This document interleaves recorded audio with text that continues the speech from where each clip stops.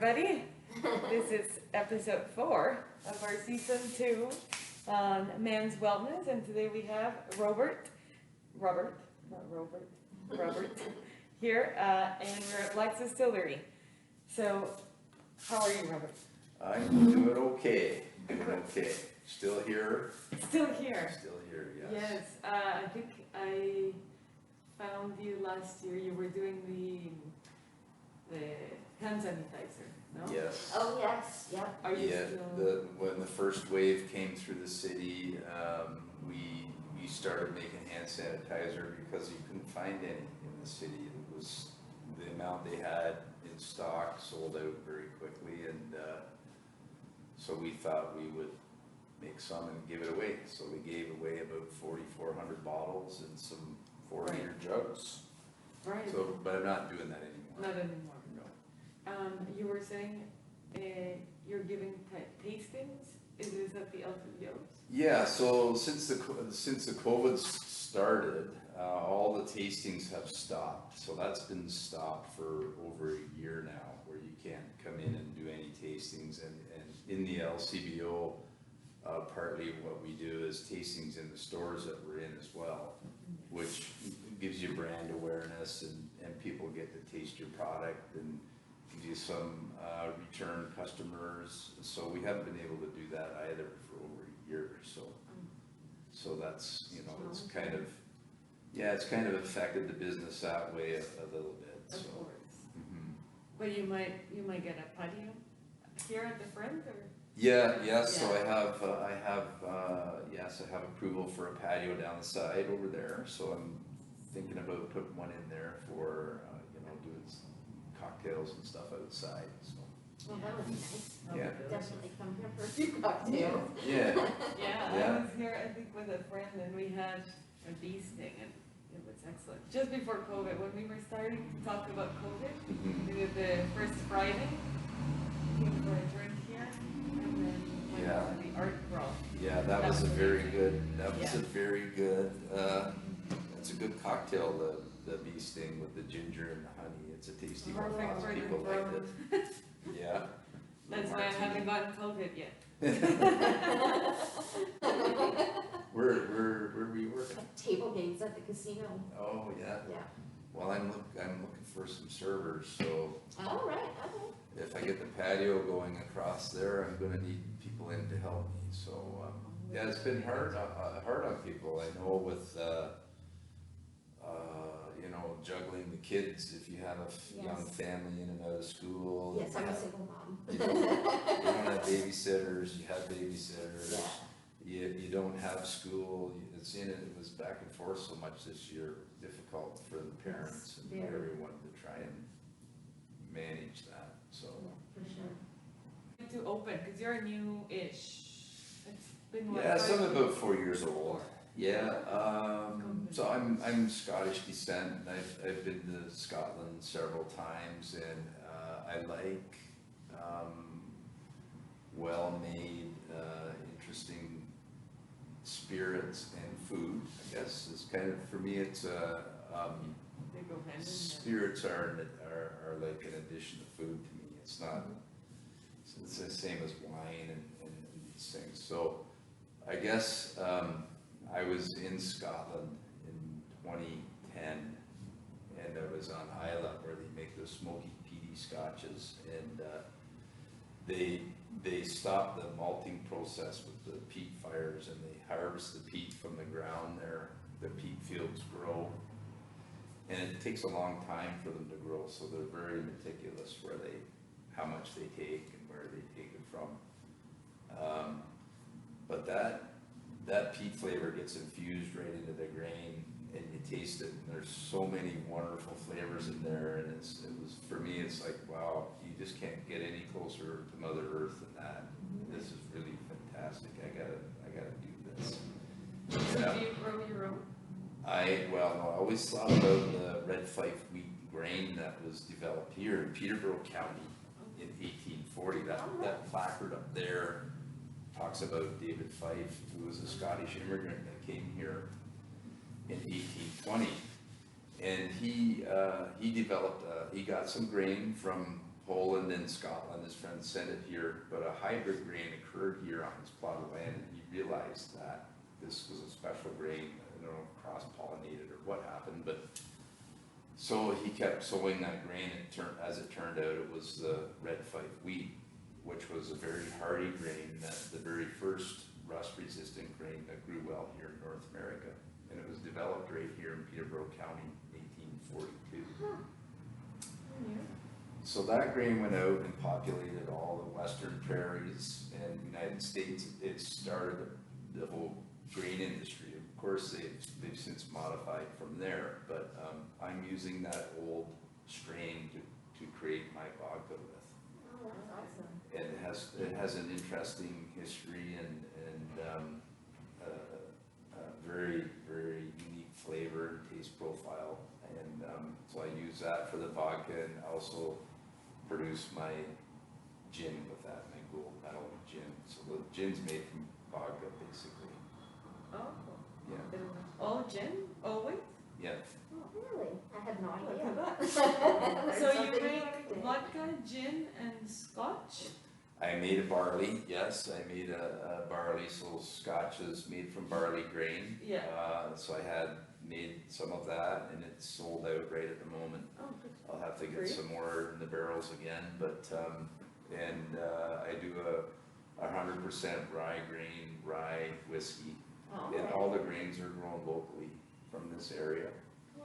A lot of Canadian ryes are not rye, which I find misleading. What are they? They're probably corn spirit. Oh, right, okay. Corn's about $200 a ton, rye's about $400 a ton, red fife wheat's $1,100 a ton. Holy, So, that's crazy. but red fife wheat has such a nice creamy, buttery kind of sweetness to it. Rye has a really spicy, kind of,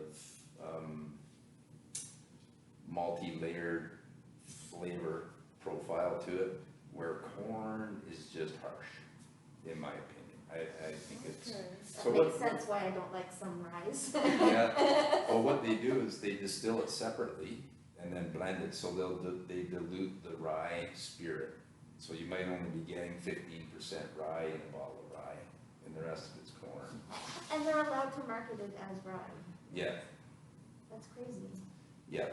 In the United States, if you wanna call something rye, it has to be 51% rye in the mash bill or made from. A lot of, if you notice when you go and look in the LCBO, a lot of products won't even say what it is. Like it might just say Crown Royal, Yes, it might not say what it is in the bottle. right, sneaky. Unless you go and look for it, there will be a Crown Royal one that says rye. Oh, okay. Huh, that's interesting. So I use rye grain only and it's quite nice, and that, it has such a nice taste profile. I think it was cost, Yes, probably why they started reducing it, but I'm not trying to jeopardize. I wanna offer things that taste nice for people to have, and that's what it's about for me. All right, so on-demand wellness, how do you think, even you doing this, is helping you with your own personal wellness? Or, question two, you can answer either or. How do you think alcohol is related to wellness? Well, What's a good question? I think if it, used, it's like anything else. Yeah. You don't wanna abuse it, of course, but I think it can, it's nice to be able to sit down, relax and enjoy something and just kind of unwind. Yeah. Get your thoughts off of things and enjoy the taste or flavors of things, and, I think, if it's used like that, it's Yeah, I think so, too. quite okay. It was made for us to enjoy. Yeah. I think.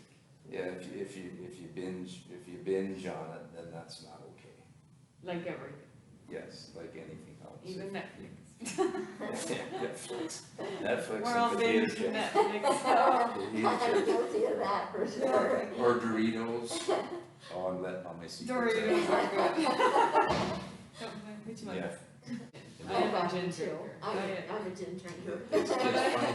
I'm debating whether to buy a bottle and drink it on my own, or make it a Father's Day idea. Wow. That's my debate here. And, the Just- fever tree, I noticed the fever tree you buy, or you sell. Yes. Is that produced in Canada too, or? I think it is now. I'm not Yeah. sure. Okay. I came from the UK originally. Oh, Yeah, and it's a quality made yeah, oh, product. yeah. Tastes really nice. Oh, That's why there's I moved ginger here. here. Oh, Yeah. I like ginger. Maybe Yeah, we'll I got have some to- little Moscow mule set up there. Ah.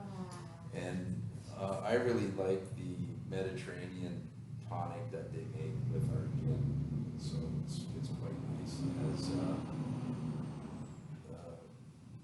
lemon, thyme, basil or something in it. I forget it. I haven't looked at the catalog, but it's just such a nice marriage with our gin. It works Yeah. really good.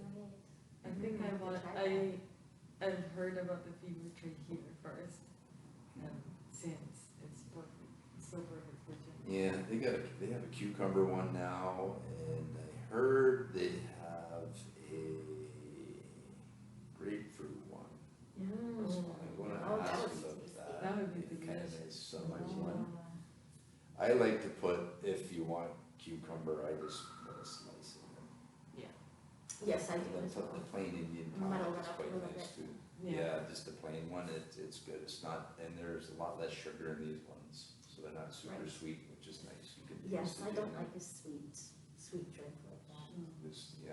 Maybe that's an idea. Right. After this, we can take this, we can take a little gin. Go down Go- to the beach, Yeah. get your little travel I cup. see you have It's a just Mudmen sign over We'll have to there. cut this short, Yeah. we're going for drinks. Yeah, so the Mudmen, they're pretty good friends, and they come I've in. seen them before, actually, Mhm. at the Highland Games in Knoxville.